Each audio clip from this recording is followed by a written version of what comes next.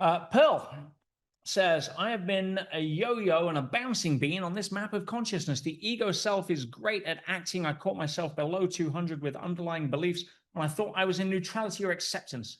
Are there tools or tests we can use to detect the truth when we hit our unconscious blind spots? The fact that you're actually aware that there is a map allows you to unkid yourself as you go forward. Yeah. Now, again, the fact you've even spotted and asked the question, pretty much means you're in good shape.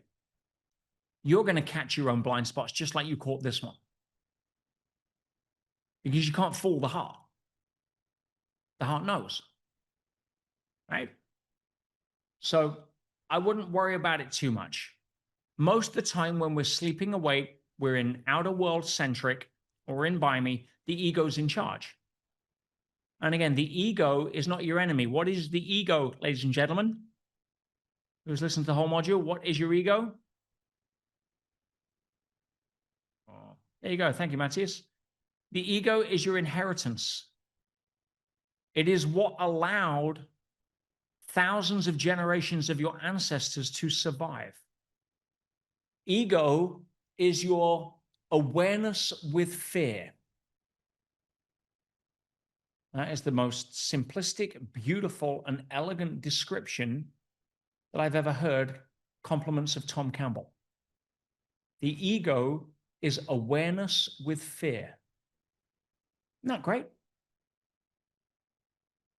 Now, did we need fear to survive in the outer world through many generations of human history? Of course we did.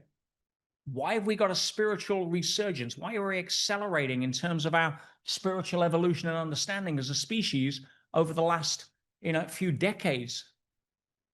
Because we've retired the vast majority of what we've been scared about for centuries.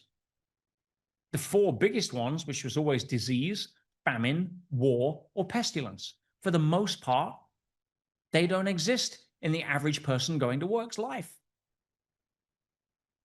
Whereas you go back 200 years, right? Disease was a big one.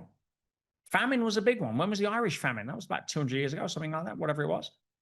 Wiped out hundreds of thousands of people because of the potato blight. And we're not talking about, 3 zillion years ago in the Stone Age. War? Well, war, today there isn't really war because no citizens of any country want war. It's always the governments that want war, right? And we're figuring that out based on the agendas that are being driven.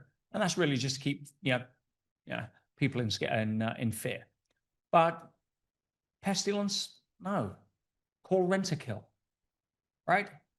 It's like most of the things we used to worry about as a species, we're no longer worried. So now if we retire that fear, we can elevate our consciousness. We've got more time for introspection, more time for reflection, more time to ask bigger questions rather than how do I survive the Black Death and get that pesky rat out of my kitchen, right? So when we talk about the ego itself, it's your inheritance. It served you so well. You look at it almost like a guard dog. But if the guard dog is running the show, and it's the master and you're the servant, you've got a lousy life.